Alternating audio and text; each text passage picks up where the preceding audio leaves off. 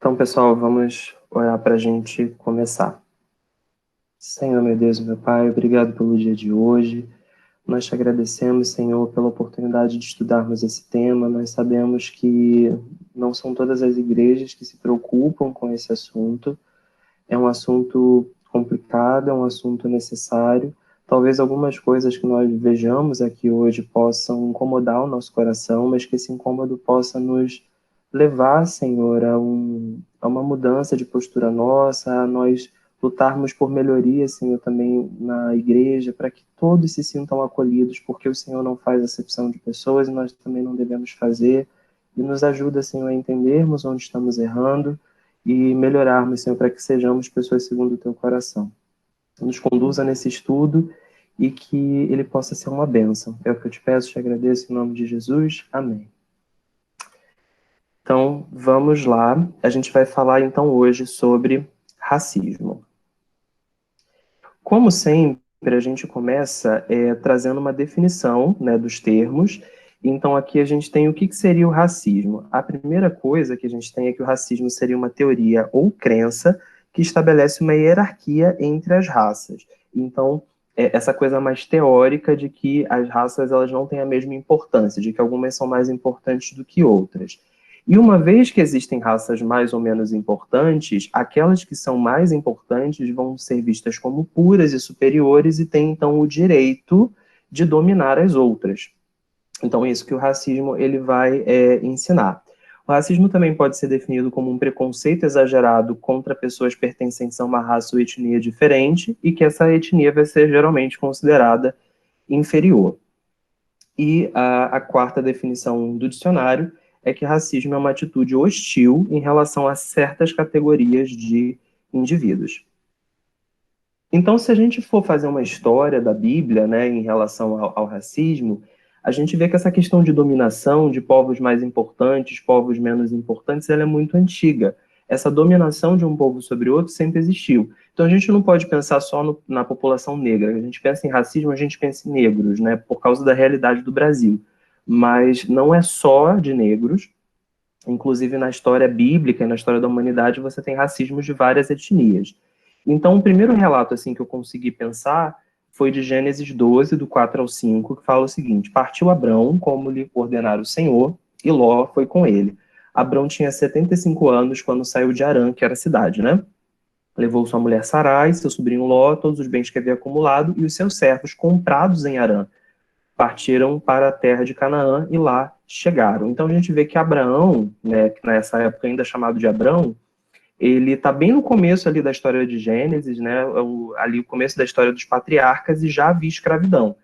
Na Bíblia, a palavra servos, ela é um termo mais Nutella para a palavra escravos. Então, ele comprou escravos na cidade de Harã e ele levou esses escravos para essa nova terra para onde ele iria. Então, a gente vê que desde o início da história bíblica, né, não com Adão e Eva, mas com Abrão, você já tinha a escravidão rolando ali. Quando a gente chega em Êxodo 1, né, que você tem ali os patriarcas todos, a escravidão continua, né, da mesma forma, e aí eles vão para o Egito, né, para poder escapar da fome, aquela história toda de José que a gente conhece, e aí chega em Êxodo 1, o texto fala o seguinte para a gente: Então subiu ao trono do Egito um novo rei que não sabia nada sobre José. Disse ele ao seu povo: Vejam, o povo israelita é agora numeroso e mais forte que nós. Temos que agir com astúcia para que não se tornem ainda mais numerosos e, no caso de guerra, se alinhem aos nossos inimigos e lutem contra nós e fujam do país. O que eu queria chamar a atenção nesse slide? O faraó, ele mobilizou o seu próprio povo. Então, ele queria, ele ficou com medo, né, dos israelitas e ele queria fazer alguma coisa contra eles, mas ele não conseguiria fazer isso sem um respaldo popular. Então, ele precisou conclamar o seu povo e fazer um discurso que colocasse esse medo na cabeça dos egípcios, né? Então, olha só, se a gente não fizer alguma coisa, você vê que ele usa até a primeira pessoa do plural. Nós temos que agir. Apesar dele ser soberano, ele tinha esse medo de agir, né, de ir contra um determinado povo sem esse respaldo popular. Temos que agir com astúcia para que eles não cresçam, para que eles não se alinhem com os nossos inimigos, para que eles não lutem contra nós, para que eles não fujam do país. Então, repara que não havia uma certeza de que os israelitas iriam fazer isso, mas ele criou meio que um fantasma, né, um medo, um inimigo imaginário, e fez os egípcios acreditarem que esse perigo era real. E aí, por conta disso, ele teve o respaldo necessário para levar os israelitas para a escravidão. Por que eu estou falando tudo isso? Porque essa é uma estratégia muito antiga. A gente vai ver que Hitler só consegue fazer o que ele faz na Alemanha nazista porque ele mobilizou a sociedade alemã para acreditar que os judeus eram um perigo, né, de que os judeus eles eram uma ameaça. E não eram, mas ele conseguiu, né, argumentar ali com a sociedade alemã para acreditar que os judeus precisavam ser exterminados porque eles representavam um perigo para o projeto de desenvolvimento que a Alemanha tinha. Então a gente vê que essa conclamação, esse chamar o povo para lutar contra um inimigo imaginário, é uma coisa que já é muito antiga na Bíblia, a gente vê isso. Então estabeleceram, pois, sobre eles, né, sobre os israelitas, chefes de trabalhos forçados para os oprimir com tarefas pesadas. E assim os israelitas construíram para o faraó as cidades celeiros de Pitom e Ramessés. Todavia, quanto mais eles eram oprimidos, mais numerosos se tornavam e mais se espalhavam. Por isso os egípcios passaram a temer os israelitas e os sujeitaram à cruel escravidão. Então a gente vê que a escravidão antes era só um trabalho forçado, né? Então eles começaram a colocar mais e mais tarefas, né, obrigatórias, mas eles ainda eram livres. Só que chegou um ponto que eles ficaram com tanto medo que eles viram na escravidão, né, na redução total dos direitos dos israelitas, a forma de dominar esse povo e controlar eles para que eles não saíssem do controle, né, e não tomassem conta de tudo. Então a gente vê que o medo foi a motivação para a escravidão. Tornaram-lhes a vida amarga, impondo-lhes a árdua tarefa de preparar o barro e fazer tijolos, e executar todo tipo de trabalho agrícola. Em tudo, os egípcios os sujeitavam à cruel escravidão. Sendo que a escravidão, depois que eles foram libertados, né, aquela coisa toda do Mar Vermelho e tudo mais, eles começaram a morar no deserto.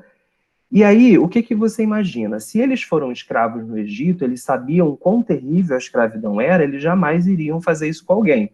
Não é o que a gente esperaria, mas não foi o que aconteceu. Os próprios israelitas, né, o povo hebreu, eles submeteram outras pessoas à escravidão. Então, no livro de Êxodo, no capítulo 21, existem leis acerca da escravidão, para que organizasse melhor as coisas, até para proteger esses escravos, dar certo tipo de direito a eles, né? Então a gente vê aqui, por exemplo, alguns versículos do capítulo 21 de Êxodo, fala o seguinte: se você comprar um escravo hebreu, e repara, essa lei estava falando com o povo hebreu, ou seja, se você comprar um escravo dentro do seu próprio povo, ele o servirá por 6 anos, depois será liberto juntamente com seu cônjuge, se tiver. Então, se você compra um escravo, né, um escravo do seu próprio povo, você está escravizando o seu próprio povo agora, né, que é uma coisa pior ainda, né? Então, se você escraviza seu próprio povo, você pega uma pessoa lá, você compra um carinha como escravo, só que esse cara é casado, obviamente a esposa vai acabar vindo com ele, né? E aí, quando você for libertar ele, a mulher também fica livre. E vice-versa. Se você for libertar a mulher, se ela for casada, o homem também fica livre. Outra coisa, se alguém ferir o escravo ou escrava no olho e cegar esse escravo, ele tem que ficar livre, né? Uma compensação por esse olho danificado. Mesma coisa, por exemplo, se quebrar o dente. Então, danos físicos, dependendo da gravidade desse dano físico que fosse causado, automaticamente esse escravo já teria que ser liberto como uma forma de compensação. Então, a gente vê que a escravidão do povo hebreu é ruim, porque você está escravizando o seu próprio povo, já é uma coisa até meio antiética, meio estranha, mas ela não era aquela escravidão igual a gente pensa do que aconteceu no Brasil, por exemplo, de você colocar alguém no tronco, dar chicotada até sair sangue, aquela coisa toda. Havia essa preocupação de você não causar dano físico, né? Então, era uma escravidão um pouco diferente, né? Havia um pouquinho mais de humanidade com esses escravos. Outra coisa, não se pode vender a estrangeiros uma mulher vendida como escrava pelo seu pai, que ficou errado, né? Escravar pelo pai. O que acontece? Às vezes, uma pessoa fez uma dívida com outra pessoa e ela não tem como pagar. Ela podia se vender como escrava, como forma de pagar essa dívida, ou até vender um familiar. Como as mulheres não tinham direitos naquela época, o pai poderia, por exemplo, vender a filha como escrava. Então, essa filha passaria a ser propriedade dessa pessoa, né, que vai receber. Só que essa pessoa não poderia pegar essa filha que não tem culpa de estar sendo vendida e ainda revender ela para um povo estrangeiro. Seria muito vacilo, né? Então tem uma lei, já é muito vacilo essa história toda, né? Mas seria ainda pior. Então tinha uma lei que proibia essa revenda, por exemplo, de uma mulher para povos estrangeiros, né? Outra coisa, o homem que se casar com uma escrava jamais poderá privá-la de alimentos, roupas e deveres conjugais, mesmo que ele se case com uma outra pessoa depois. Então a gente sabe que aquele momento da história de Israel, as pessoas se casavam múltiplas vezes, né? Eles eram poligâmicos. Então o cara tinha uma esposa só. Se depois ele casasse com uma segunda, ele não podia deixar de dar alimento, roupa e comparecer com os deveres conjugais, apesar dela ser uma escrava. Então você vê que mesmo sendo uma escrava, ela tinha esses direitos respaldados por essa lei. Então, todo o capítulo 21 são leis acerca da escravidão. Depois, quem tiver interesse pode dar uma olhada lá. Até aqui tudo bem, pessoal? Comenta aí no chat. Tudo bem? Compreendendo? Sim ou não? Estão conseguindo me ouvir bem? Gente, cadê vocês? Estou falando sozinho?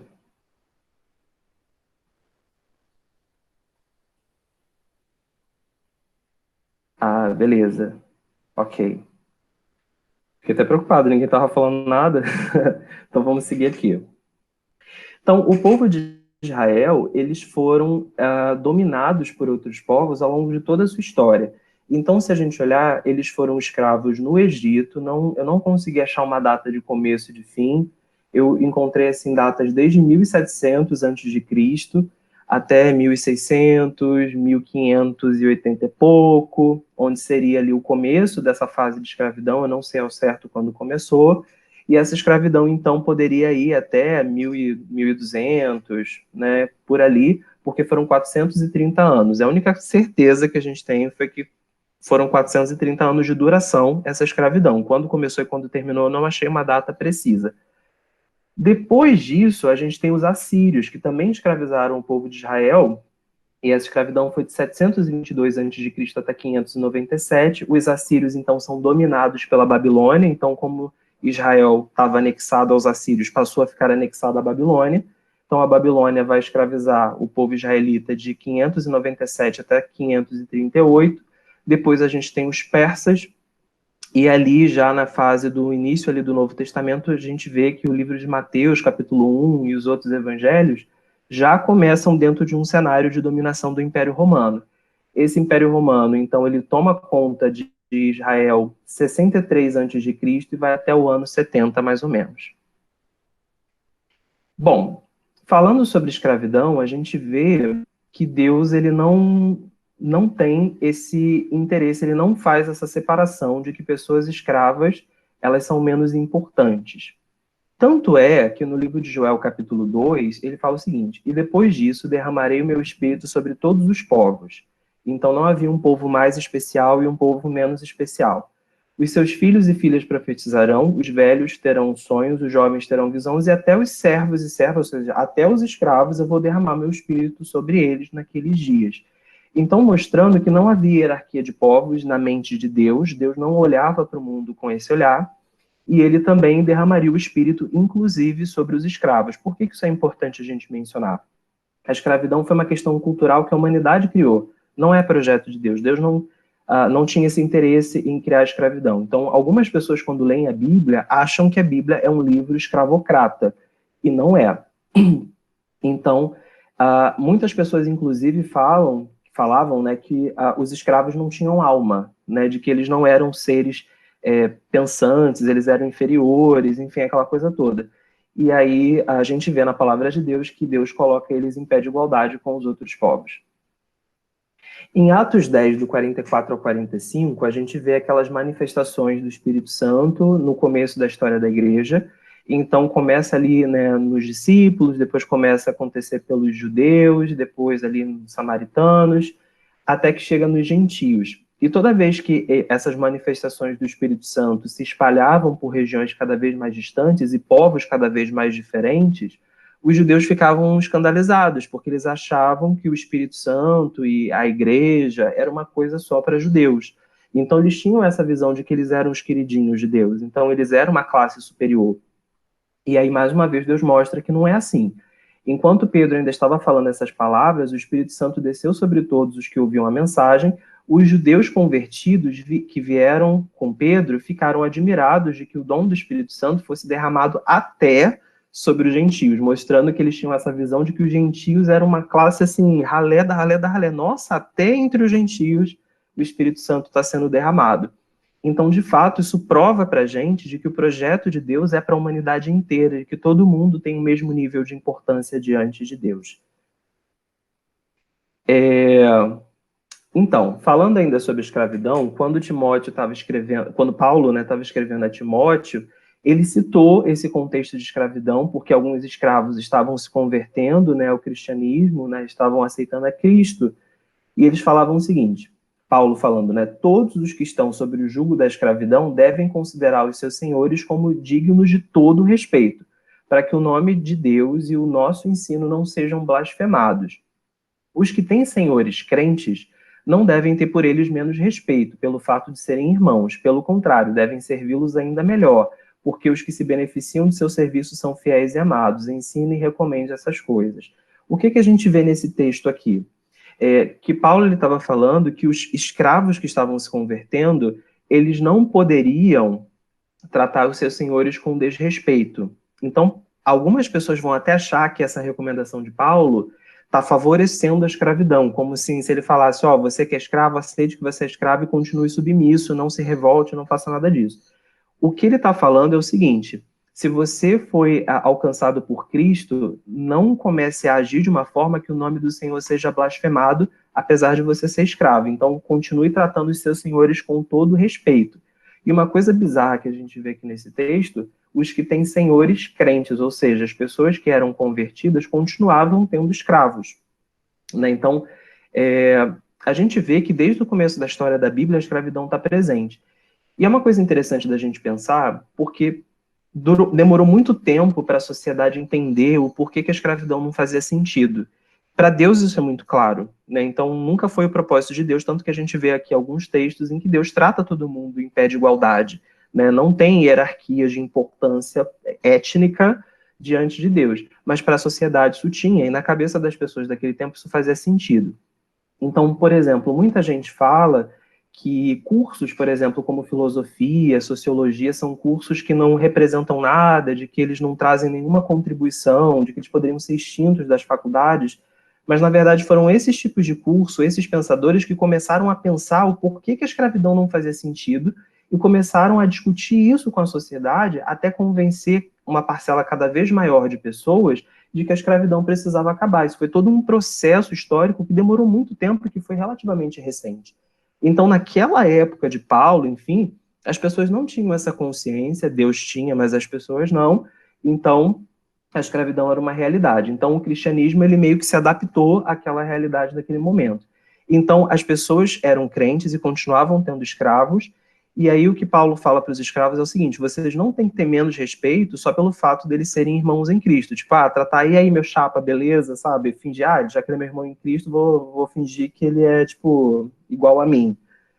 É triste isso, mas o que ele estava falando é o seguinte: a sociedade não vai lidar bem com isso, não cria uma blasfêmia, não cria um mau testemunho, Você deve ter respeito, tratar ele como seu senhor, e você deve servi-lo ainda melhor pelo fato dele ser seu irmão na fé. Isso foi uma recomendação que Paulo colocou ali na carta de 1 Timóteo. Seguindo aqui. Esse texto também é de 1 Timóteo, se bem que eu acho que esse é 2 Timóteo, mas enfim. Pois isto é bom e agradável diante de Deus nosso Senhor, o qual deseja que todos os homens sejam salvos e cheguem ao pleno conhecimento da verdade. Eu destaquei aqui todos os homens, mostrando que Deus ele tem interesse que a salvação seja uma coisa universal, que a salvação ela não é privilégio de um grupo social em detrimento dos outros. Não existe uma classe que é detentora do evangelho e que ela decide quem salva e não salva, ou então que ela é mais especial por conta disso. Existem, sim, povos que tomaram conhecimento do evangelho primeiro do que outros, mas não que eles são mais especiais aos olhos de Deus. Deus quer que todo mundo seja salvo e chegue ao pleno conhecimento da verdade. Ou seja, pleno conhecimento é conhecimento 100%, chegar ao máximo. Ou seja, Deus quer que todo mundo chegue ao máximo, que todo mundo fique nivelado por cima. Essa que é a ideia. Tiago 2, capítulo 1, não. Tiago, capítulo 2, versículo 1, fala o seguinte: meus irmãos, como crentes em nosso glorioso Senhor Jesus Cristo, não façam diferença entre as pessoas, tratando elas com parcialidade. Então, aqui a gente vê um versículo que mostra pra gente que não tem o menor cabimento a gente criar critérios para tratar as pessoas de forma desigual. Então, o critério cor de pele, o critério origem geográfica, ele é chinês, ele é não sei o quê, isso não pode ser um motivo para que as pessoas sejam tratadas de forma parcial, de forma desigual. Esse não é o interesse do nosso Senhor Jesus. É isso que ele está colocando aqui. Se nós somos crentes, a gente não pode fazer esse tipo de coisa. Então, o racismo, que é justamente você tratar as pessoas com diferença por conta de critérios inúteis, ele é pecado, ele vai contra a palavra de Deus, ele não é propósito de Deus para nós. Então, isso precisa estar muito claro. E por que eu falo que tem que estar muito claro? É lógico, Derek, que racismo é pecado. A gente sabe que racismo é pecado, mas a gente muitas vezes não sabe provar na palavra de Deus que o racismo é pecado.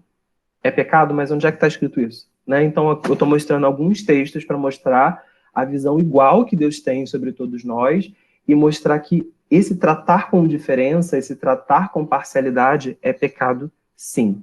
E aí a gente vai ver que a igreja desrespeitou isso durante muito tempo. Né? Então, isso é uma coisa que a gente precisa refletir.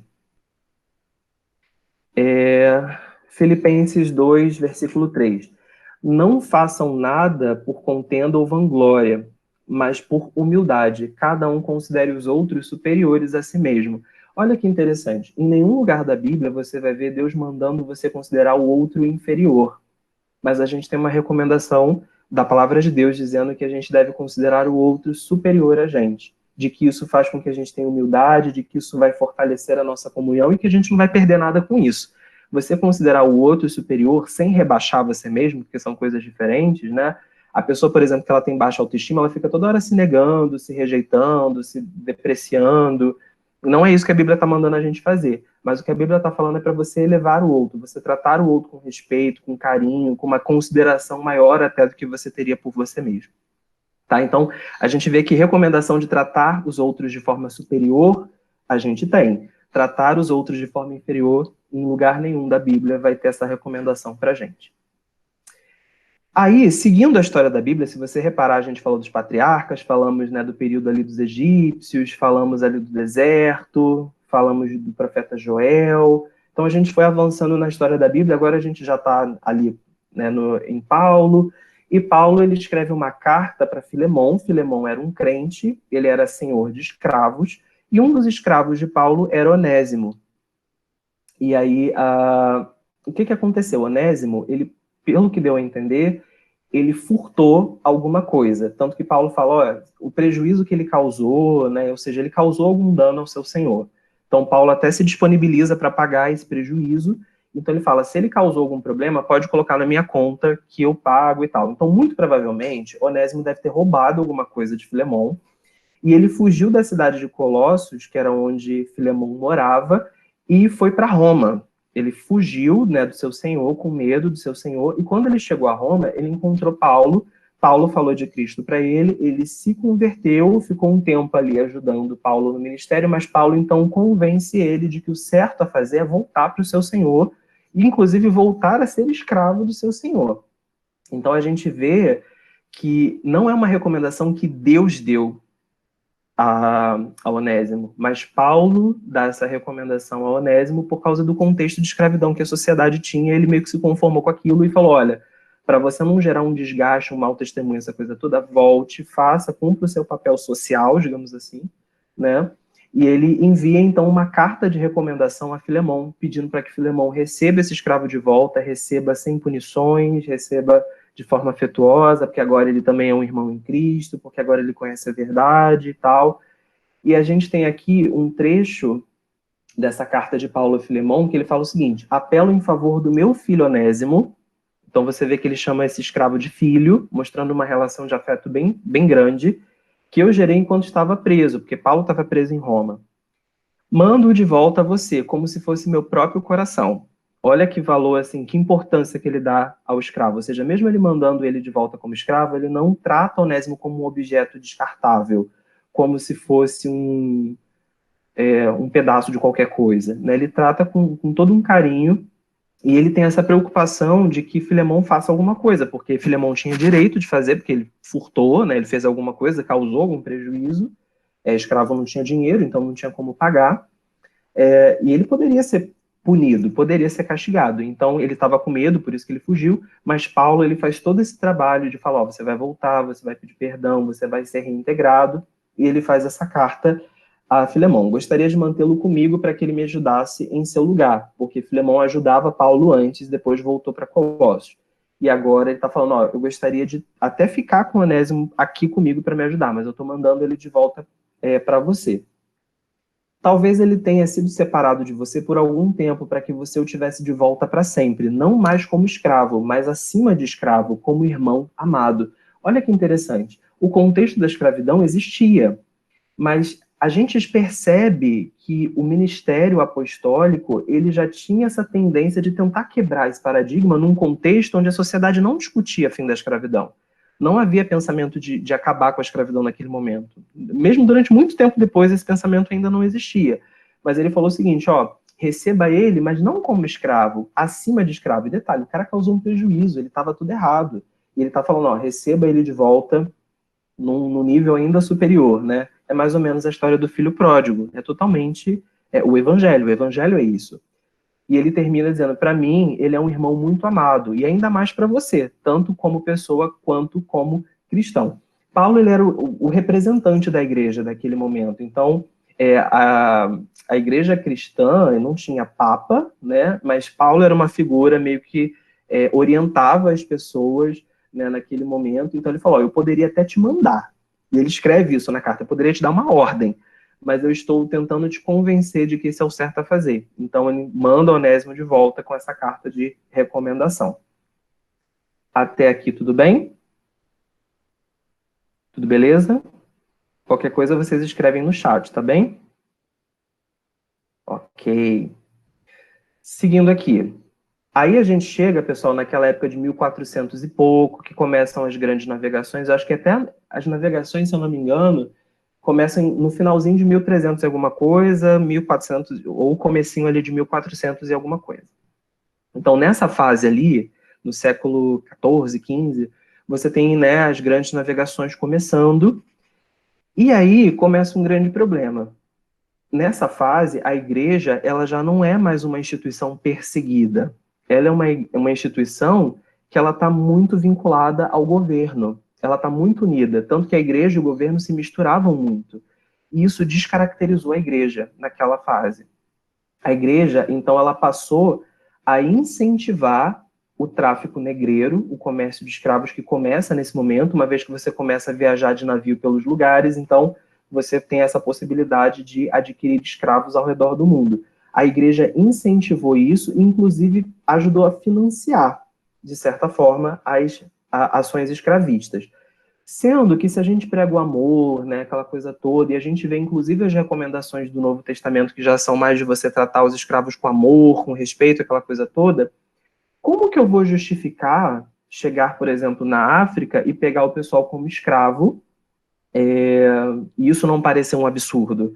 Porque parece uma ideia absurda, né? Como que eu vou convencer o povo de que isso é uma coisa correta a se fazer e eu preciso usar a Bíblia para dizer isso? Então, o argumento que a igreja utilizou na época foi o texto da descendência de Noé. Então, a gente vai ver aqui esse texto de Gênesis 9, do 20 ao 25, que fala o seguinte: Noé, que era agricultor, foi o primeiro a plantar uma vinha, bebeu do vinho, embriagou-se e ficou nu dentro da sua tenda. Cã, pai de Canaã, viu a nudez do pai e foi contar aos dois irmãos que estavam do lado de fora. Mas Sem e Jafé pegaram a capa, levantaram-na sobre os ombros e, andando de costas para não verem a nudez do pai, cobriram-no. Quando Noé acordou do efeito do vinho e descobriu que seu filho caçula lhe havia feito, disse: Maldito seja Canaã, escravos de escravos sejam para os seus irmãos. Então ele lança essa maldição sobre Cã, que era o filho dele mais novo, e fala que Cã e a sua geração futura seriam escravos de escravos para a geração dos seus irmãos. E aí, quando a gente vê depois a genealogia, né, porque genealogia são partes assim que a gente costuma pular na Bíblia, mas eles tinham um efeito de documento naquela época, né, para você provar que fulano era parente de alguém, né, de mostrar toda a linhagem da família. E aí, quando a gente olha a genealogia dos filhos de Noé, está lá em Gênesis 10, versículo 1 e versículo 6, esse é o registro da descendência de Sem, Cã e Jafé, filhos de Noé. Os filhos deles nasceram depois do dilúvio. Estes foram os filhos de Cã, Cuxi, Misraim, Fute e Canaã. Por isso que falou que ele era pai de Canaã. Fute e Canaã, a gente não tem uma ideia de onde eles foram morar, mas a gente tem alguns outros documentos paralelos que deixam claro que esse Cuxi faz uma referência à região da Etiópia e Misraim é uma referência à terra do Egito. Então, esses dois filhos de Cã se estabeleceram ali na região da África. E é muito provável que os outros dois, Fut e Canaã, também tenham migrado para esses lados e dando origem, então, ao continente africano, à população africana no geral. Então, o que, que eles usaram como argumento? Eles falaram que se Noé amaldiçoou Cã e a sua descendência, dizendo que eles eram para ser escravos dos outros irmãos, então não teria problema nenhum eu escravizar o povo africano, afinal de contas eles estão debaixo dessa maldição. E uma outra coisa que a gente tem que pensar é o seguinte, quem amaldiçoou foi Noé, não foi Deus. Então, amaldiçoar, você pode amaldiçoar quem você quiser. Ou você pode abrir sua boca e lançar maldição sobre quem você quiser. Se essa maldição vai acontecer ou não, isso aí já não depende de você, porque está tudo debaixo da permissão divina. Mas Noé amaldiçoou seu filho no momento de fúria. Então, a maldição vinda de Noé não significa a maldição vinda de Deus, primeira coisa. Então, o fato de Noé ter amaldiçoado não dá respaldo para você ir lá e fazer essa maldição se cumprir, né? Como se a igreja tivesse essa responsabilidade. E uma segunda coisa é que se a gente tem aqui o Egito, que está aqui marcado, que estou passando o mouse em cima, e a Etiópia, se elas ficam nessa região aqui, né? Aqui está o Atlântico, e aqui, se eu não me engano, é o Oceano Índico. Geografia não é meu forte. Então você tem aqui os países mais próximos do Oriente Médio. Então, se a gente olha aqui, esse é um mapa das principais rotas do tráfico negreiro. O Egito e a Etiópia, elas não estão fazendo parte das principais rotas de tráfico, ou seja, se eles eram a desculpa para que a gente escravizasse aqueles locais, justamente esses locais não estão fazendo parte dos povos mais dominados. Então, a gente vê que os principais locais de onde os escravos foram tomados estão em países principalmente voltados para o Oceano Atlântico, tá? E mais aqui para o centro da África.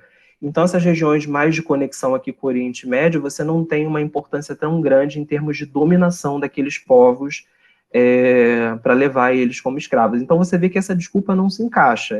Realmente foi um pretexto para que você tivesse permissão divina, gospel, para você dominar a África, né? Então, aqui a gente vê essas setas, isso aqui seria um cinza, um azul grafite, não sei que cor é essa, mas mostra as rotas de escravos para as Américas.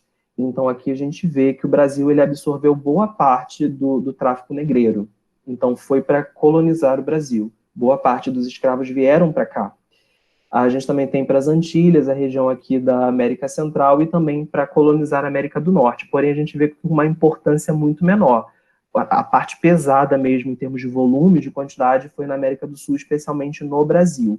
E a gente tem um segundo movimento, que é do tráfico em direção ao Oriente Médio e Mediterrâneo, que eles escravizaram africanos para entregarem aos próprios africanos, aqui no norte da África, e nas regiões de conexão já com o Oriente Médio, a gente vê até que umas rotas em direção à Ásia também. Então a gente vê que essa desculpa foi só uma porta de entrada para você fazer uma escravidão e um tráfico de escravos para o mundo inteiro. Então foi realmente só uma desculpa que eles quiseram, né, e precisavam da Bíblia para ter esse respaldo, então usaram esse texto de Noé para embasar essa atitude. E aí, avançando na história da humanidade, porque assim, a gente vai pular, né, o Brasil colonial, a gente sabe, né, se você viu Escravizaura, novela ou qualquer coisa assim, você já tem uma ideia de como foi a escravidão no período de colonização. Então foi uma coisa muito agressiva, rolava estupro, rolava assassinato dos escravos, eles eram torturados e tudo bem, né, eles não tinham nenhum tipo de direito, então era bem diferente do que acontecia na época de Êxodo 21, por exemplo. Só que à medida que as crueldades iam acontecendo, mais e mais pessoas começaram a pensar, gente, não é possível que isso está certo. E aí começou um movimento para tentar discutir justamente se a escravidão era uma coisa que fazia sentido ou não. E aí as pessoas não queriam que a escravidão acabasse. Então, já que está começando uma discussão, vamos tentar mais uma vez arrumar argumentos para mostrar que a escravidão precisa continuar.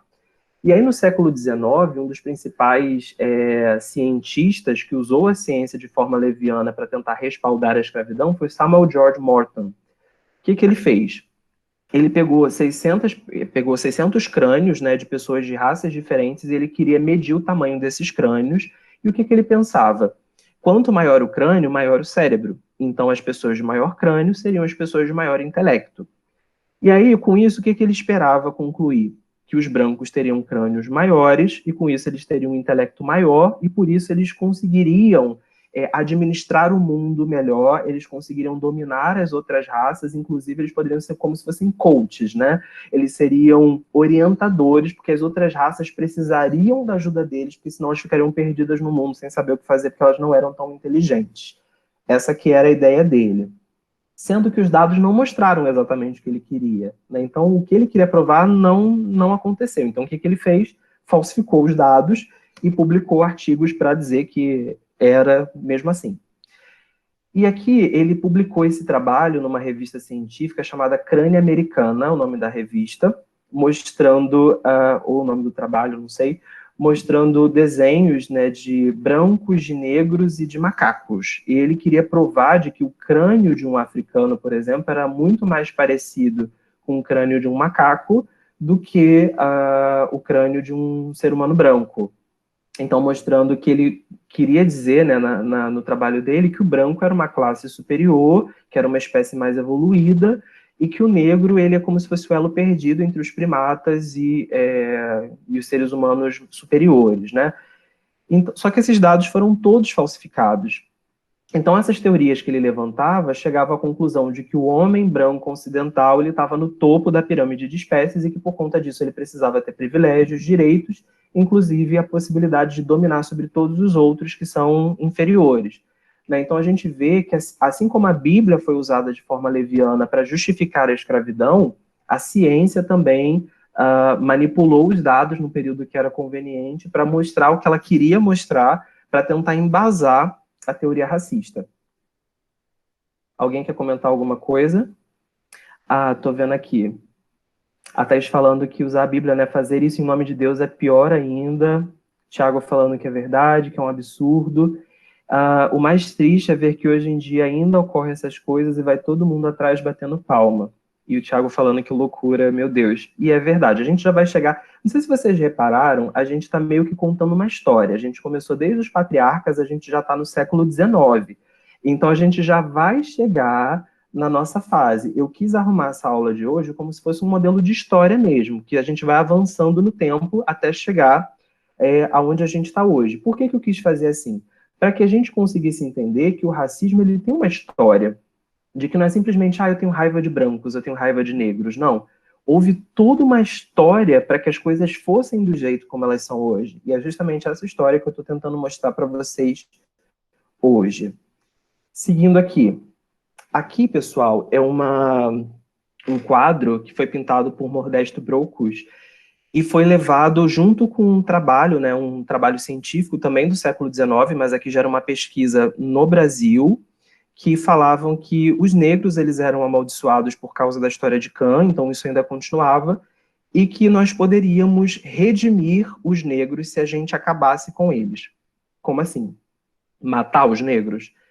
Não, a gente não poderia levar num congresso científico uma proposta de extermínio, mas o que eles falavam? Que se você fizesse com que os negros se mesclassem com os brancos e continuasse fazendo isso em 3 gerações, após 3 gerações de mescla, você já teria uma criança praticamente branca ou branca já. Então, a ideia era você sumir com as características de negro, você misturar a população de forma que os negros não se casassem mais com negros, para não manter, né, a ideia, a física, né, o físico do negro, né?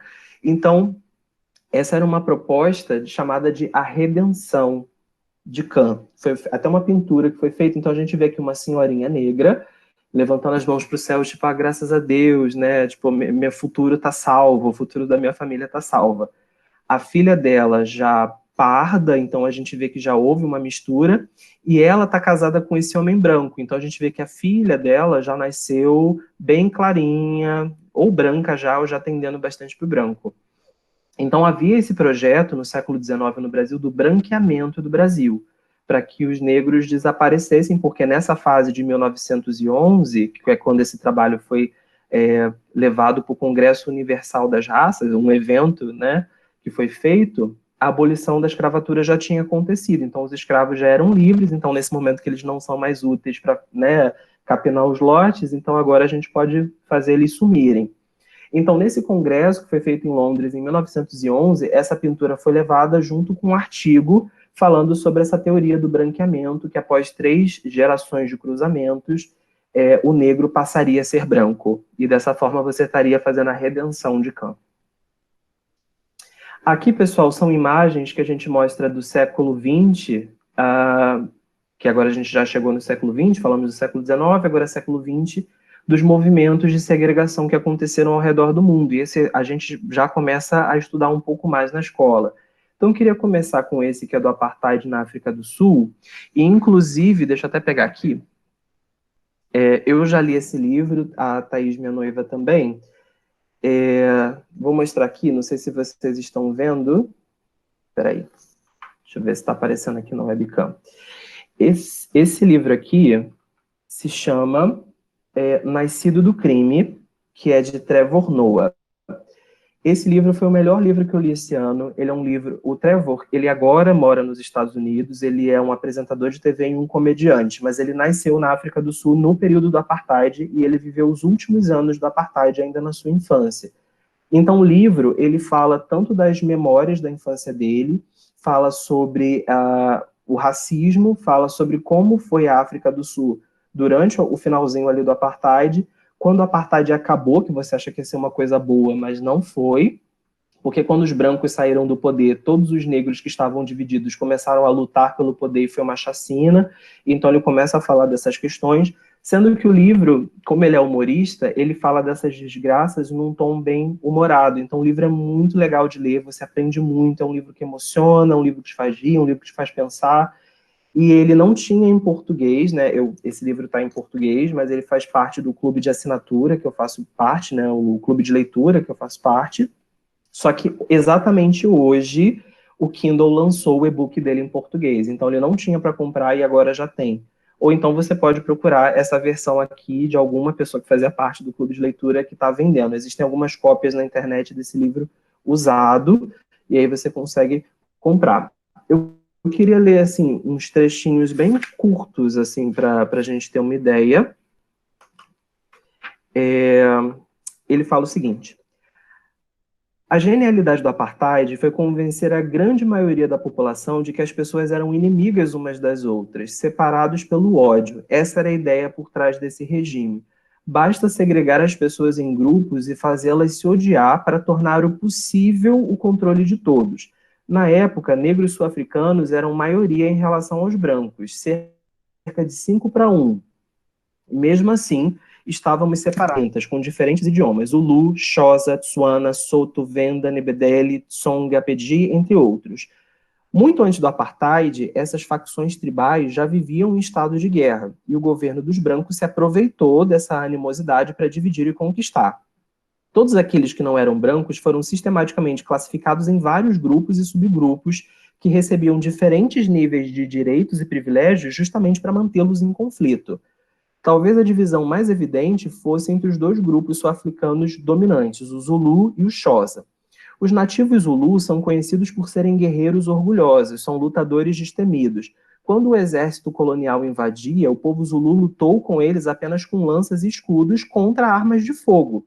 Milhares foram massacrados, mas o povo Zulu nunca desistiu da luta. Já os nativos Xhosa orgulhavam-se de serem pensadores. Minha mãe é Xhosa, Nelson Mandela era Xhosa. Eles também lutaram por muito tempo contra o homem branco. Mas ao perceberem a inutilidade de uma guerra contra um inimigo mais bem armado, muitos chefes decidiram adotar uma postura mais inteligente. Esses brancos não vão sair daqui, não importa a nossa opinião, disseram. Então, vejamos que ferramentas eles têm a oferecer que nos sejam úteis. Em vez de resistir aos ingleses, vamos aprender a língua deles, vamos entender o que o homem branco está dizendo para que possamos forçá-lo a negociar conosco. A nação Zulu entrou em guerra com o homem branco. A nação Xhosa jogou xadrez com o homem branco. Por muito tempo, nenhum deles teve sucesso e culparam uns aos outros por um problema que não tinha sido criado por eles. O ódio proliferou. Por décadas, esse sentimento foi contido por um inimigo comum. E então veio a queda do apartheid, a liberação do Nelson Mandela e os negros sul-africanos entraram em guerra entre si. Então, esse era um trechinho que eu queria falar com vocês. Aqui, pessoal, a gente está vendo no slide uma plaquinha numa praia que está escrito White Area, que significa área exclusiva dos brancos. Aqui a gente tem uma imagem de 2 bebedouros, um bonitão, assim, bem bonito, para brancos, e a água que sobrava, que escorria, vinha para o bebedouro dos colored, que são os mestiços e negros. Então, eles só poderiam beber nesse bebedouro da direita, né? Que é esse bebedouro já de água meio que reaproveitada, um bebedouro mais feio, né? Então você vê que era bem nítida essa separação e esse desprestígio. Então eles criavam esses privilégios de que se você é branco, você vai ter coisas melhores para você. E aí imagina a pessoa que é colored, que ela é mestiça, ela vai num lugar beber água e ela vê nitidamente que o bebedouro do lado é lindo e eu não posso usar, porque é feito para um white, é feito para um branco. Exatamente, água. Sobras da água que o branco não bebeu. E eu queria ler um último trechinho dessa parte do apartheid, porque esse livro ele traz muitas coisas legais. E aqui esse já é um texto até um pouquinho mais humorista, assim, desse lado dele mais de humor. O apartheid, mesmo com todo o seu poder, tinha falhas intrínsecas, a começar pelo fato de não fazer o menor sentido. O racismo não tem lógica. Considere o seguinte, os chineses eram classificados como negros na África do Sul. Com isso, não estou dizendo que eles andavam por aí agindo como negros. Eles ainda eram chineses. Mas, diferentemente dos indianos, não havia chineses suficiente para justificar a criação de uma classificação específica só para eles. O apartheid, mesmo com a sua complexidade e precisão, não sabia o que fazer com eles. Então o governo decidiu, vamos dizer que eles são negros. Simples assim. O mais estranho é que, ao mesmo tempo, os japoneses eram classificados como brancos. O motivo disso é que o governo sul-africano queria estabelecer boas relações com o Japão para importar seus carros de luxo e eletrônicos. Então, os japoneses receberam o título de brancos honorários, enquanto os chineses continuaram classificados como negros. Eu fico imaginando como devia ser difícil ser um policial sul-africano. Afinal, é bem provável que ele não soubesse diferenciar um chinês de um japonês. Mas ainda assim, ele tinha que fazer o seu trabalho, ou seja, garantir que as pessoas da cor errada não saíssem da linha. Se ele visse um asiático sentado em um banco só para brancos, o que ele ia falar? Ei, você, sai desse banco aí, seu China. Desculpe, seu guarda, mas eu sou o japonês. Peço desculpas, senhor. Não queria ser racista. Tenha uma ótima tarde. Ou seja, não fazia o menor sentido. Mas esse era o apartheid, tá? Seguindo aqui. A gente tem a política de segregação racial nos Estados Unidos. Eu trouxe aqui 2 fotos. A primeira foto é da Ku Klux Klan, que é uma seita, é um grupo secreto que pregava o ódio aos negros e aos imigrantes. Então, eles mataram muitas pessoas, eles torturaram muitas pessoas. E não sei se vocês sabiam, para participar da Ku Klux Klan, haviam 3 pré-requisitos. Você tinha que ser branco, você tinha que ser americano e você tinha que ser cristão protestante. Ou seja, a Ku Klux Klan, ela foi uma organização racista que dizimou muitas pessoas que era formada por cristãos evangélicos. Essa aqui é a grande realidade. E aqui a gente tem, na direita, uma propaganda, né, tipo uma criancinha com uma plaquinha dizendo o seguinte: os brancos do Sul são os melhores amigos dos negros, mas nada de integração. Então a gente vê o quanto essa questão da segregação era muito forte. E os Estados Unidos, né, por serem colonizados pela Inglaterra, que era anglicana, que era cristã, também se tornaram um país, desde o começo, de maioria cristã, e todas essas coisas que aconteceram dentro de um contexto cristão protestante. Então isso já manchou muito a nossa história. Como se já... e tem aqui um texto de um trabalho de James Cone, que ele é considerado o pai da teologia da libertação negra, e ele escreveu o seguinte: o povo branco fez tudo dentro dos limites do seu poder para definir a realidade negra. Eles tentaram nos fazer crer que Deus criou o povo negro para ser escravo do povo branco.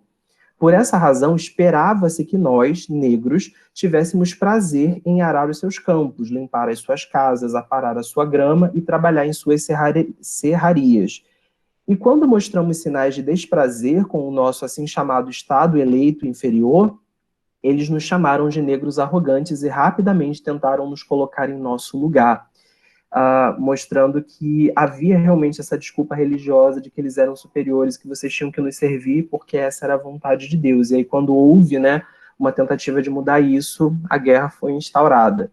Então, você vê que o cristianismo está extremamente ligado com toda essa história. E como se já não bastasse, a gente tem a igreja por trás do nazismo também, que é o mais triste ainda para a gente. Aqui é uma bandeira do movimento cristão nazista. Esse D é de Deutsch, que é como se fala Alemanha em alemão, e esse C é de cristianismo. Então a gente tem uma cruz, né, que é o símbolo do cristianismo, e a suástica. E aqui na direita a gente tem a foto de Hitler apertando a mão de líderes religiosos. E foi fundado um tipo de teologia chamado de cristianismo positivo. Também era chamado de cristianismo nazista, que era um movimento da Alemanha nazista que queria fundar um modelo de cristianismo que fosse coerente com o nazismo. Ou seja, não vamos fazer políticas que tenham a ver com a Bíblia, vamos fazer a Bíblia ter a ver com as nossas políticas. E aí eles queriam construir uma igreja nacional desse regime. Então a gente vê que a igreja foi conivente com o nazismo. Os alemães evangélicos, ou apoiaram o nazismo, grande parte apoiou, ou eles se calaram diante do que estava acontecendo.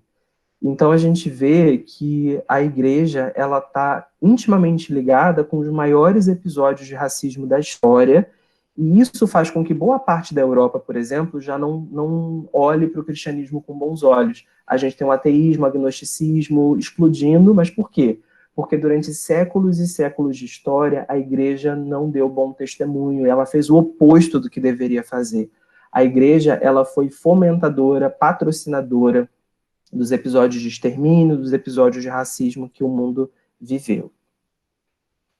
E toda essa história foi tão pesada que quando foi criada a Declaração Universal dos Direitos Humanos, o primeiro artigo logo de cara era o seguinte: todos os seres humanos nascem livres e iguais em dignidade e direitos, são dotados de razão e consciência e devem agir em relação uns aos outros com espírito de fraternidade.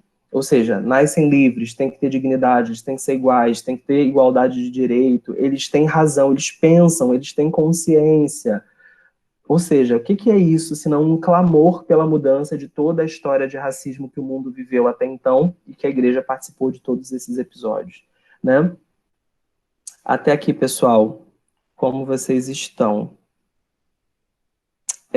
Peraí que apareceram uns comentários aqui que eu não tinha lido. A Thaís colocou: pensei justamente nesse livro sobre as relações entre brancos e negros, está falando do livro do Trevor, né?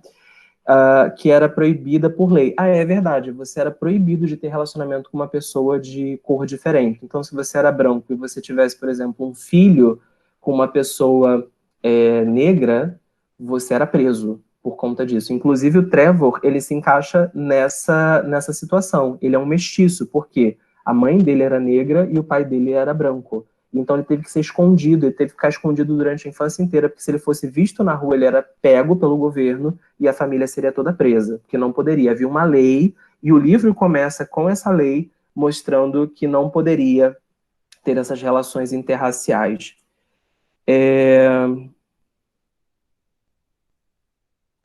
Então ela está falando justamente isso. Enquanto na África do Sul eles queriam manter essas diferenças, no Brasil você já tinha a proposta de branqueamento do Brasil. Já na África do Sul isso não acontecia.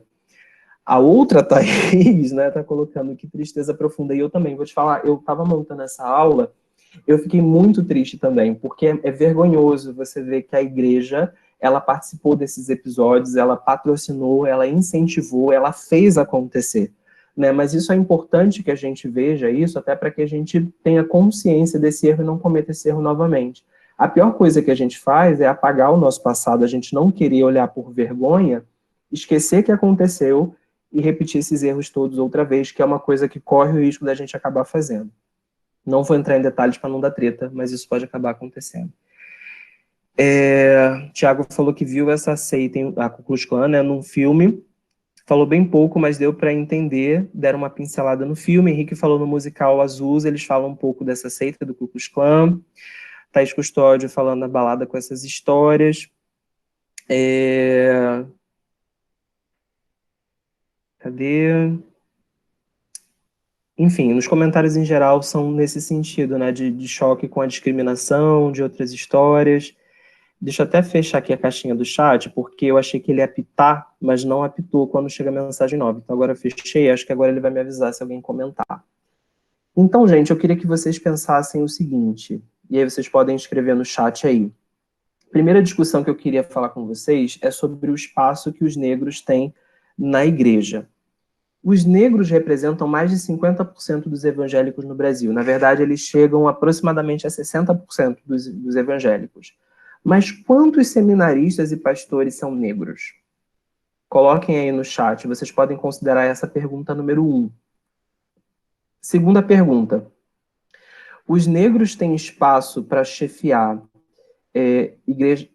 tem espaço para chefiar nas igrejas evangélicas? Eles assumem cargos de liderança? Ou eles ficam principalmente nos serviços de apoio, cantina, motorista, portaria, zeladoria, não que sejam menos importantes, mas são serviços de apoio. Então, eles ficam principalmente nesses serviços? E eu queria que vocês comentassem aí essas duas perguntas. Tiago colocou que ele conhece poucos pastores e seminaristas negros, eu também. Eu estava conversando isso com o pastor Samuel, e ele até me mostrou uma foto de que, ultimamente, isso tem mudado um pouco. Tanto que tem fotos da convenção aqui da Zona Oeste, pelo menos assim, no Rio, né? Isso tem mudado um pouco. E que você já tem uma ampla representação de negros e pardos como pastores. Então, que isso está começando a crescer, mas até alguns anos atrás isso não acontecia, né? Você tinha uma predominância branca nos ministérios pastorais. E isso aqui no Rio, em outros lugares do Brasil, essa desigualdade ela é mais grave. No Rio de Janeiro parece que isso já está se equilibrando um pouco mais, né? Graças a Deus. E a gente espera que isso cresça, né, no Brasil como um todo. Thaís, eu nem vou, nem vou ler esse teu comentário para não gerar treta. Até porque fica gravado, vai pro YouTube, eu que não quero, já basta as histórias de nazismo e tudo mais. Segunda discussão que eu queria falar com vocês, né, é sobre a questão de tocar no assunto. A gente viu, pergunta número 1, né, o quanto o racismo ele é um mal antigo no mundo, e no nosso país também, desde o começo, né? Mas tirando esse estudo bíblico que a gente está fazendo hoje, quando foi a última vez que você estudou sobre o racismo biblicamente? Queria que vocês respondessem aí, tipo, na minha antiga igreja, ou na minha igreja a gente tem estudos sobre racismo, né, focados, né, pautados na palavra de Deus, a gente discute essas questões. Quando foi a última vez que você teve um estudo sobre esse tema? Porque é um tema antigo, é um tema que continua assolando a sociedade, continua assolando a igreja, e a igreja toca nesse assunto? É isso que eu queria saber. Pergunta número 1. Pergunta número 2. Quando foi a última pregação que você ouviu em qualquer igreja onde o racismo era o assunto discutido ao longo da mensagem? Então, queria que vocês me respondessem. A Thaís colocou que... Thaís Pinho, minha noiva, colocou que nunca estudou sobre isso. Tiago colocou que é a primeira vez que está aprendendo sobre racismo, nunca ouviu. A outra Thaís falou que também nunca. Pois é, então você vê que o racismo ele não é um assunto que é bem aceito nas igrejas. Então a gente começa a ver que a igreja ela tem uma postura racista quando ela começa a fingir que o racismo não existe, começa a fingir que o racismo não é um problema, que o racismo não mata, que o racismo não gera sofrimento e que a gente não precisa falar sobre isso. A igreja ela fala sobre sexo antes do casamento, a igreja ela fala sobre finanças, a igreja fala sobre violência, a igreja fala sobre vários assuntos, mas a igreja não fala sobre racismo.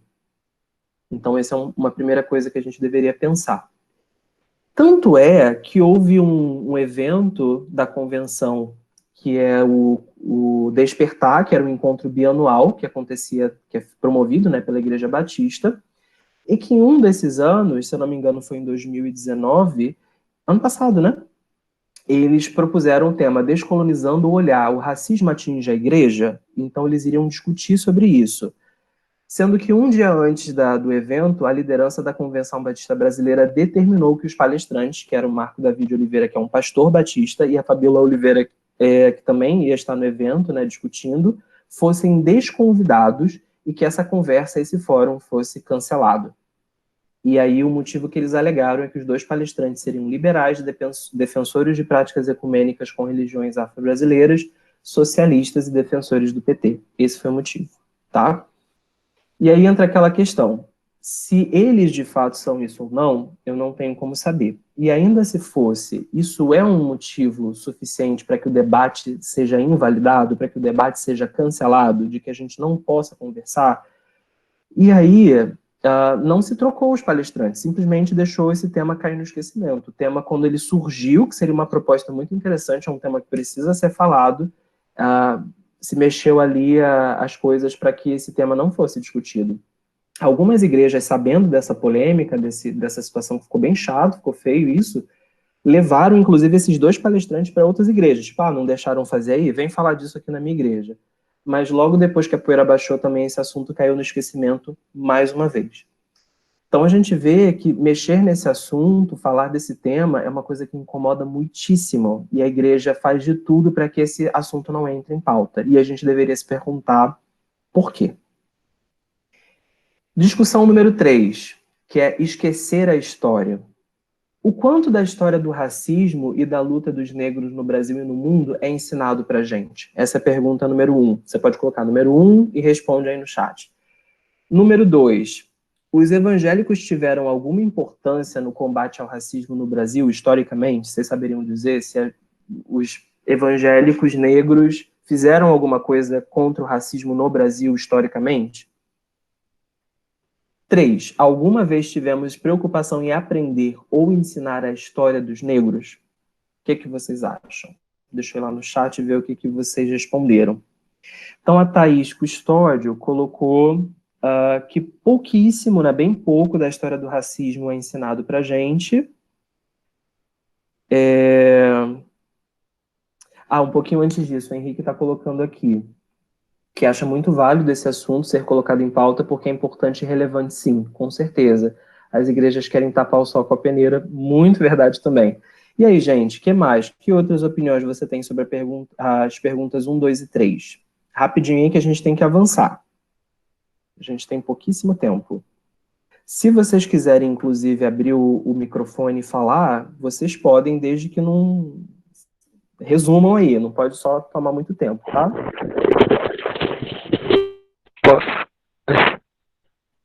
Pode falar, Henrique. Eu acredito que esse assunto é relevante, sim, mas ele é mais estudado para quem sofre isso. Negros, pardos, no geral, mais pesquisa, no meu ponto.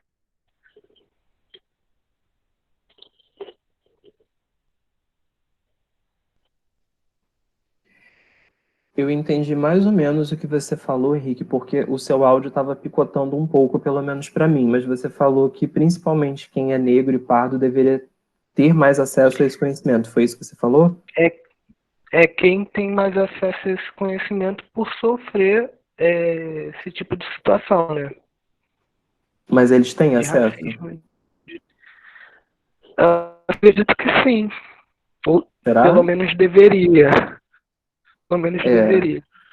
Então, que eles deveriam, eu concordo plenamente com você, mas se a gente pegar a população de evangélicos negros e a gente perguntar o que eles sabem sobre a história dos negros no Brasil e a história dos evangélicos negros no Brasil, vou te confessar, eu leio as coisas, eu estudo um pouquinho dessas coisas e eu não sabia. Então, assim, eu até aproveitar que eu te esqueci de falar isso, eu queria agradecer a professora Kátia Malaquias, que é uma pessoa que estuda sobre racismo na graduação, no mestrado, ela faz pesquisas em relação a esse tema e que me forneceu boa parte dos conteúdos que eu usei hoje, dos materiais.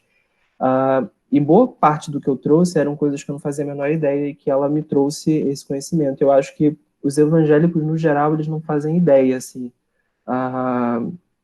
da contribuição deles mesmos, né? Eles, como evangélicos, o que eles já fizeram na história de combate antirracista. A Thaís Custódio está falando aqui, eu vou ter que falar os sobrenomes, né, porque tem duas Thaíses, está colocando que o único que se levantou como protestante era negro, era o Martin Luther King. Será, Thaís, que ele foi o único? Ou será que ele é o único que a gente Não, conhece? é o único que a gente conhece, né? É quando a gente fala assim, os evangélicos tiveram alguma importância no combate ao racismo no Brasil. O único que a gente conhece que foi tão falado foi ele.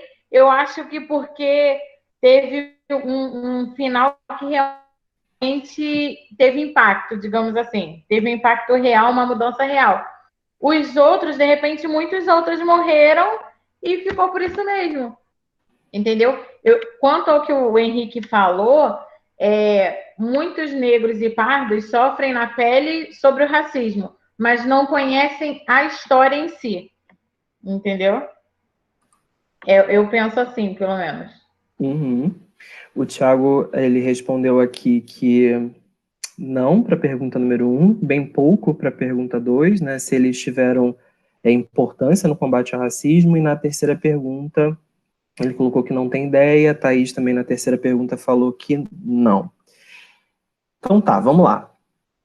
Aqui, pessoal, eu queria saber se vocês já ouviram falar da revolta da Chibata. A gente aprende isso em História do Brasil, né? Então, para quem não lembra, a revolta da Chibata foi um motim que foi organizado pelos soldados da Marinha no ano de 1910.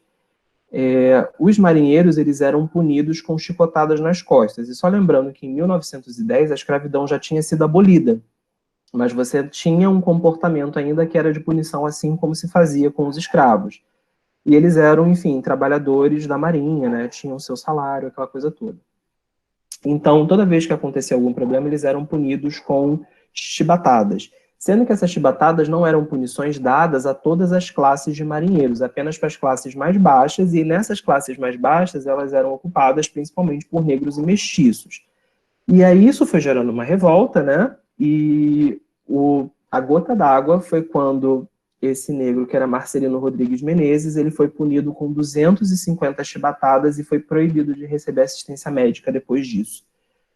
E aí isso foi o fim, assim, eles não se calaram mais, e aí que se criou o movimento de que tomaram os navios, né, e fizeram uma revolta, que foi conhecido como Revolta da Chibata, e o líder dessa revolta foi João Cândido, né, eu conheço como João Cândido, mas o nome completo é João Cândido Felisberto, e ele era da Igreja Metodista. Então a gente ouve da Revolta da Chibata, a gente sabe, por exemplo, que aconteceu, e a gente não tem nem ideia de que foi um evangélico que encabeçou esse processo todo, que resultou no fim das punições físicas para marinheiros, né? Então toda essa situação acabou graças a esse movimento liderado por um evangélico. E aqui, no lado esquerdo, na foto, a gente tem o João Cândido, que é esse aqui onde eu estou passando com o mouse em cima, e ele está lendo para os marinheiros a carta de anistia. Porque se você quebra as regras da Marinha, você faz um motim, é uma coisa que você não pode fazer como militar. Então você seria punido por isso. Só que a causa era tão justa e o movimento tomou proporções tão grandes que uma das reivindicações, além do fim das punições, era a anistia pelo próprio ato do motim, né? Então eles foram perdoados e os castigos físicos acabaram. Então você vê que era uma coisa muito importante que precisava acontecer, era fruto de racismo, porque a escravidão acabou, mas o estilo escravocrata ainda não, e quem encabeçou esse movimento foi um evangélico. Então a gente vê que os evangélicos estão ali na história. Além de Martin Luther King nos Estados Unidos, que foi extremamente importante, né, para mudar a política de segregação racial, e em vários outros locais você tem evangélicos participando de movimentos extremamente importantes. Eu trouxe só alguns, mas eu tenho um material falando só da história dos evangélicos na luta antirracista. Quem quiser, eu posso disponibilizar. Foi um dos materiais que a professora Kátia me passou, tá? Discussão número 4, já caminhando para o final. Essa discussão é maravilhosa. Se uma mulher negra vai fazer um solo musical na igreja e utiliza turbante por uma preferência de estilo, ela acha bonito e quer usar, qual será o comentário geral durante e após a sua participação no culto? Essa é a pergunta número 1.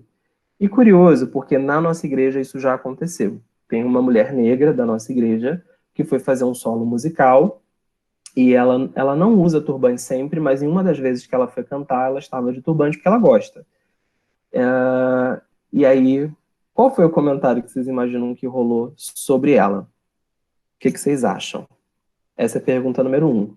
Segunda pergunta, quais as chances de um seminarista que usa dread, igual tá aí no slide, ser consagrado ao ministério pastoral? O cara tá lá estudando a palavra de Deus, mas ele gosta de usar uns dreads porque ele acha bonito.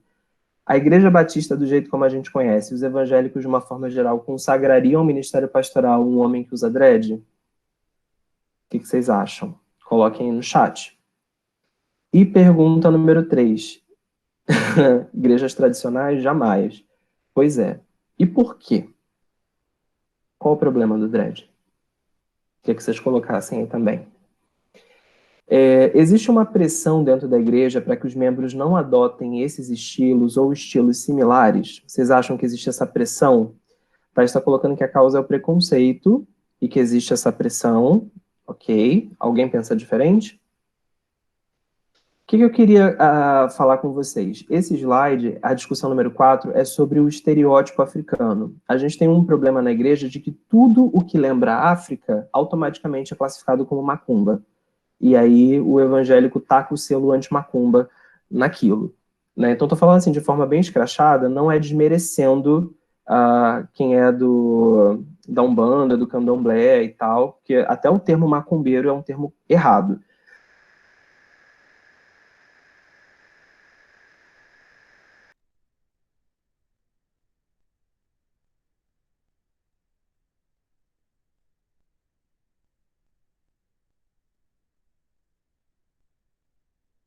Como se tudo que viesse da África é ruim.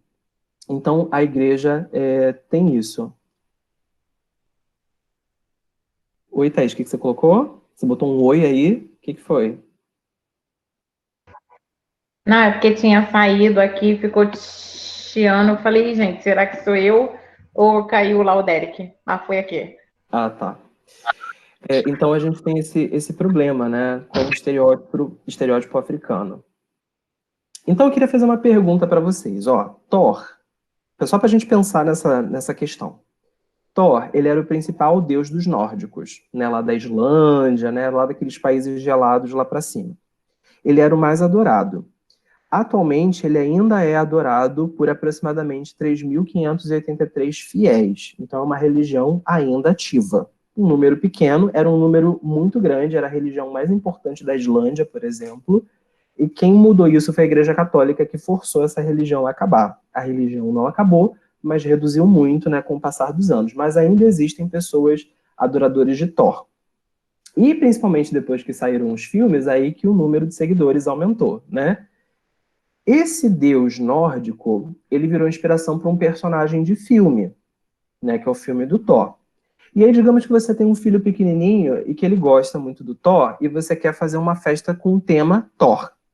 Igual tem na foto ali de baixo de uma criancinha que fez uma festa de 3 anos, vestido de Thor, a decoração era Thor e tudo mais. Tem algum problema nisso?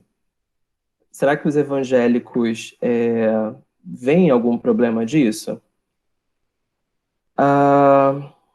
Thaís está colocando aqui, fala que gosta, mas não condena. O que acontece? A maioria dos evangélicos acabaria falando algumas dessas frases. É só um filme.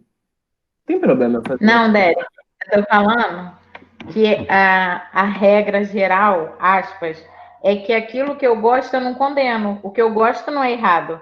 Aquilo que eu não gosto, eu vou condenar no outro. Mas se eu gostar, isso não tem nada a ver, gente. Isso pode.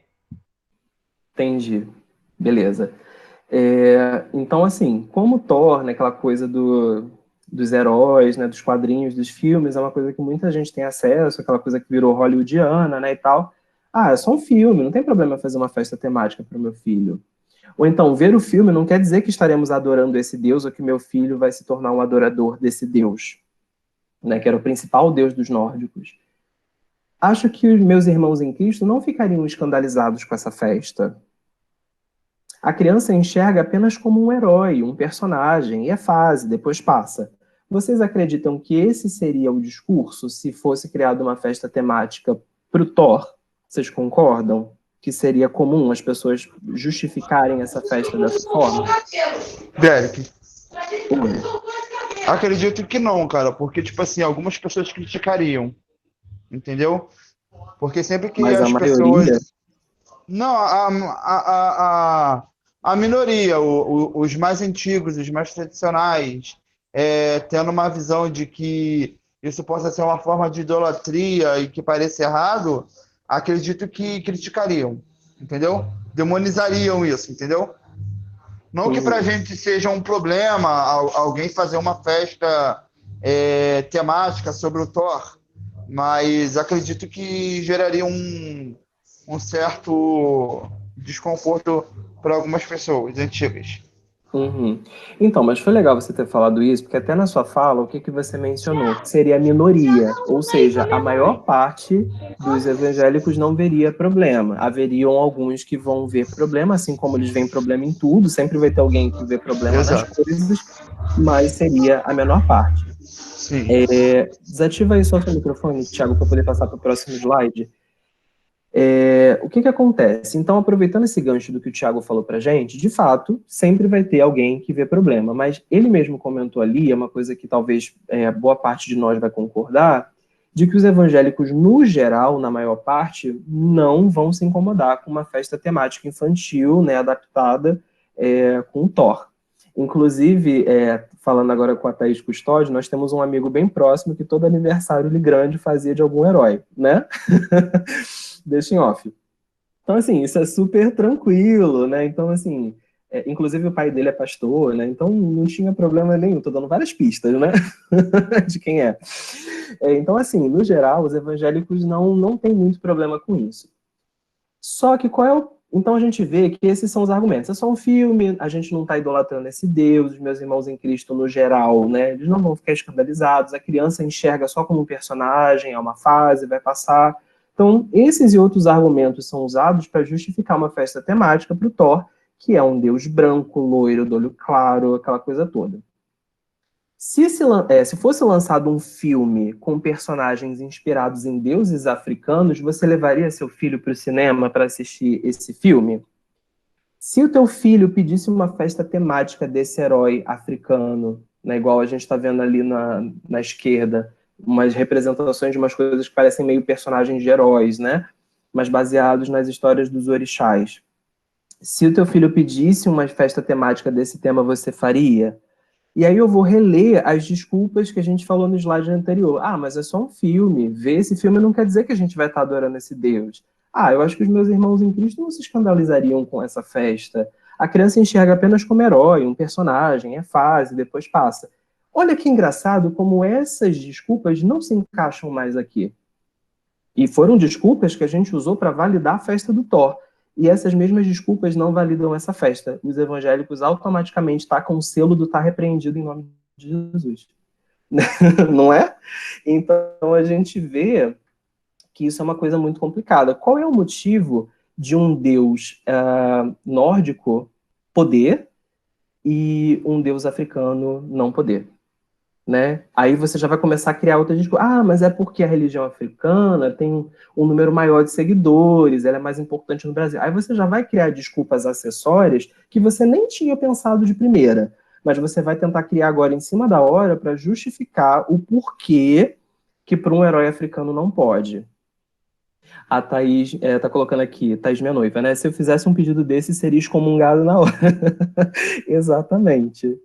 Então você vê como a igreja ela tem esse problema com o estereótipo africano. Tudo que vem da África é macumba, né, na visão dessas pessoas, e não pode. Né? Tudo que parece africano a gente não pode aceitar na igreja. Danças que lembrem danças africanas, nada. Tudo que pareça africano tem que ser cortado. Derek, Oi. o que dizer sobre essa ideia aí, sobre os orixás? Eu passei por uma situação uma vez que o meu professor de história pediu para mim fazer um trabalho. Eu tive preconceito, eu não fiz o trabalho. Entendeu? Porque, Ué. tipo assim, é uma coisa que eu vi como absurdo. Mas eu acredito que hoje eu faria, entendeu? Se fosse um trabalho, tipo assim, é só por cultura, entendeu? falar sobre a religião deles, entendeu? Eu não teria tanto preconceito como eu tive nessa época, entendeu? O professor falou assim, se você não fizer o trabalho, você vai tomar um 0. Falei, então por mim, só pode dar 0, porque eu já passei, tô tranquilo. Aí eu não fiz o trabalho, porque eu fiquei escandalizado. Que na Nossa, época aí eu você era da falou assim, né? Assembleia, entendeu? E eu Aham. entendi como, na época. Se eu fizer um trabalho desses, vão achar que eu estou de acordo, entendeu? Aham. Aí você mandou um não sou obrigado, que eu já passei porque eu sou filho do rei e não preciso fazer esse trabalho. Então que bom que você já mudou de pensamento, né, depois de um tempo, isso é importante. A gente não pode ter essa resistência tão grande. Então, se de fato você não vai se tornar um adepto da religião só por respeitar, só por conhecer, só por ver um filme, então você tem que ter essa segurança, gente, daquilo que você crê, daquilo que você gosta, de que você não vai mudar por causa de um filme, você não tem que ter esse pavor. Mas a igreja tem um pavor de tudo aquilo que vem da África. Quinta situação e última situação, eu queria falar sobre a violência doméstica para a gente encerrar, que a gente já está no limite do nosso horário mais uma vez. Você sabia que a maior parte da população evangélica é composta, ficou faltando acento ali, é composta por mulheres? Sabia que 60% das mulheres vítimas de violência doméstica são evangélicas? Boa parte das mulheres que apanham no Brasil dentro de casa são evangélicas. O marido não necessariamente é, mas as mulheres são, né? Então elas estão apanhando. E por que eu trouxe esse dado? Quais são os conselhos dados pelos evangélicos para essas mulheres que estão apanhando dentro de casa? O que normalmente um pastor ou alguém acaba falando para essas mulheres que estão sofrendo e que estão apanhando? Então aqui tem um slide mostrando os tipos de violência que a mulher pode sofrer e que são um crime, né? Que é um artigo específico de violência contra a mulher dentro de casa e tal. Então a gente tem violência contra a mulher no geral. Violência física, quando você tem lesão ao corpo da mulher. A violência moral, quando ela sofre calúnia, difamação, injúria praticada pelo agressor. Então, por exemplo, o cara termina o namoro, ela termina com o cara, e o cara começa a espalhar várias histórias, faz montagens com fotos dela e começa a manchar a moral dela. Então, isso é uma violência moral. Violência psicológica é você causar dano à autoestima, à identidade, ao desenvolvimento da pessoa, né? Você ficar fazendo chantagens também, você ficar manipulando as emoções. Violência patrimonial, quando a pessoa começa a destruir as conquistas materiais que aquela pessoa teve ao longo da vida como uma forma de atacar. Tipo assim, eu não posso bater naquela mulher, mas então eu vou deixá-la na miséria, vou tomar tudo que ela tem, vou quebrar a casa inteira, né? Então isso é uma violência patrimonial. E a violência sexual, que é uma relação forçada, né? Então uma relação sexual contra a vontade dessa mulher. E se a gente olhar aqui na direita, o perfil de violência contra a mulher ocorrida no Brasil, a maior parte, né, mais de 50% é violência física, seguido de denúncias de violência psicológica e violência moral. E olha que curioso, logo depois disso a gente já tem cárcere privado, mulheres que são trancadas dentro de casa pelos seus cônjuges ou pelos seus parceiros e são impedidas de terem liberdade, elas são presas dentro de casa. E olha que interessante, se a gente parar para pensar, que a maior parte dessas mulheres são negras e estão sendo aprisionadas dentro de casa, não parece um comportamento escravocrata? Se a gente analisar historicamente, eu sou seu dono, vou te trancafiar dentro de casa, você só sai se eu deixar, né? Eu tenho controle disso. Então essas mulheres estão sofrendo, logo em seguida a gente tem a violência sexual, a violência patrimonial e com uma porcentagem ainda relativamente pequena o tráfico de mulheres. Mulheres negras têm 3 vezes mais chances de serem vítimas de feminicídio do que as mulheres brancas. A Folha de São Paulo colocou uma notícia de que a cara típica do evangélico brasileiro é feminina e negra. As mulheres são 58% dos evangélicos, a gente sabe disso, né? A gente vai numa igreja, a maioria são mulheres, então na juventude, principalmente os homens saem, querem ter aquela vida promíscua, desregrada, quer pegar todo mundo, mas você ainda tem uma quantidade maior de mulheres que estão na igreja. Muitas mulheres estão na igreja lá, mas os seus maridos não são cristãos. Então a igreja ela é muito preenchida com mulheres, mais do que com homens, né? E a maioria dessas mulheres e dos membros em geral, além de serem mulheres, são negros. 59% da membresia evangélica no Brasil é negra. Então, a gente tem uma grande quantidade de mulheres negras, e que estão sofrendo por algum tipo de violência doméstica, muitas vezes até pelo fato de serem evangélicas. Elas estão apanhando do marido que não quer que ela vá para a igreja e fala, se você for para a igreja, você vai apanhar quando você voltar. E ela volta e ela apanha. E muitas vezes o conselho que é dado para essas mulheres é não desista do seu casamento, você tem que orar por essa pessoa, e você tem que tomar pancada até essa pessoa se converter. E isso é uma forma de racismo também. Dificilmente esse conselho é dado para uma mulher branca. E aqui, para terminar, eu queria deixar esse artigo, que é sobre aquele James Cone, que é o pai da teologia libertadora negra, né? Teologia da libertação negra. E nesse artigo dele, que fala, né, sobre o trabalho dele, ele deixa 3 coisas assim, importantes que eu queria trazer para vocês. O trabalho tem muitas coisas importantes, mas 3 que eu queria trazer.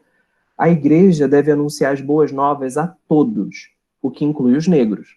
No entanto, não pode fazer isso ignorando a história do racismo na qual a própria igreja está envolvida e sem levar em conta os sofrimentos e demanda desse povo. Então não adianta você falar de Cristo ignorando a mulher que apanha, ignorando o cara que não tem chance de emprego, ignorando a população carcerária que na sua maioria é negra.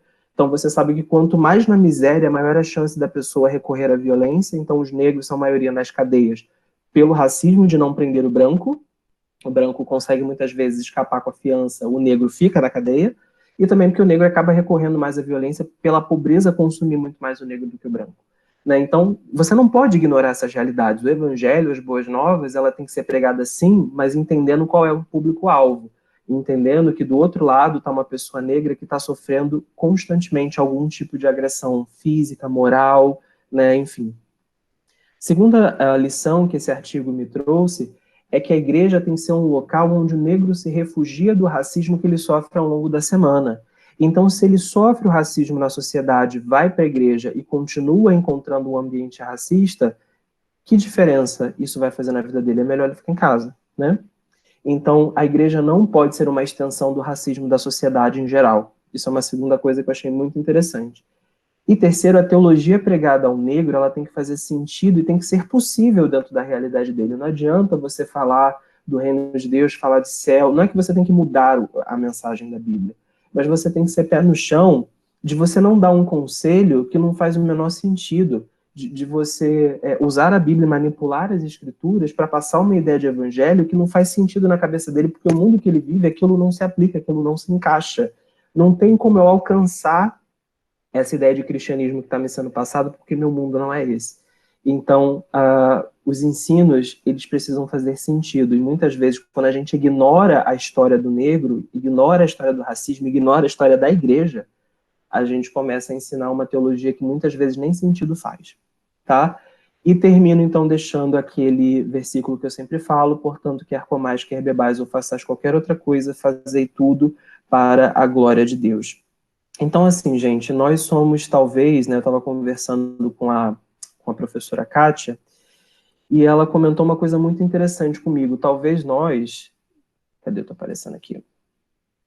Talvez nós sejamos a primeira geração que vai trazer esses temas à discussão. A gente já falou de aborto, a gente já falou de suicídio, talvez muitos desses temas vocês nunca tenham conversado sobre isso na igreja. E nós talvez sejamos a primeira geração que está tentando fixar esses debates na igreja. Porque a gente viu que justamente por não debater esses assuntos, a igreja continuou repetindo esse comportamento ao longo dos anos. Então, qual é o desfecho dessa aula de hoje? A gente precisa pensar, reconhecer as situações racistas que acontecem dentro da igreja. Primeiro, não coadunar com elas, não apoiar, não aplaudir, não rir, não achar engraçado, não participar disso. Orientar as pessoas que estão fazendo isso, às vezes sem perceber, a se ligarem no mal que elas estão causando, a serem pessoas que vão contribuir para que isso mude. A gente tem que ser canal de esperança para pessoas que estão sofrendo. E muitas vezes, o racismo que acontece no Brasil, que é um racismo muito disfarçado, muito encoberto, parece até que a gente vive num paraíso racial. Todo mundo se abraça, todo mundo não sei o quê. Mas se a gente para analisar a fundo o que acontece, se uma pessoa de jaleco é negra, a gente já acha que é técnico em enfermagem, a gente nunca vai imaginar que é uma médica. E eu tenho uma amiga negra, que ela já foi destratada, todo mundo dava ordem para ela, gritava com ela, e quando descobriram que ela era médica, o pessoal, nossa, desculpa, eu jamais imaginar que você era médica. Mas por quê? Por que que não pode? Porque ela era negra. Então a gente tem várias situações, o Thiago estava conversando comigo mais cedo sobre isso, eu já fui seguido dentro de uma loja, ele estava falando de uma situação parecida, entrei numa loja no shopping em Bangu, não vou falar o nome da loja até porque isso vai ficar lá no, lá no YouTube depois, e assim que eu cheguei, a pessoa já foi correndo em direção, desculpa, você está procurando por alguém? Eu falei, não, eu estou querendo entrar na loja para comprar roupa. Sério? Por quê? Porque na cabeça dela eu não me encaixo num perfil de consumidor de uma pessoa que tem dinheiro para comprar. Então a gente vive essas situações. Se a gente tem o mesmo currículo de uma pessoa branca, ela já sai na vantagem simplesmente por ela ser branca. Então isso acontece. Quantas crianças negras têm a oportunidade de ser Jesus numa peça de Natal?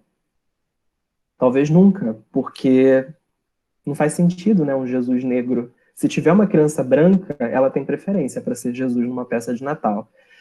Então a igreja não pode ser a extensão do racismo que a sociedade já apresenta. Então que a gente possa pensar com carinho nessas situações que foram colocadas aqui. No chat, deixa eu ver aqui, a Thaís está colocando, o Thiago está colocando primeiro que a igreja precisa de mais informação e essa falta de informação faz com que essas pessoas sejam preconceituosas, né? A falta de conhecimento.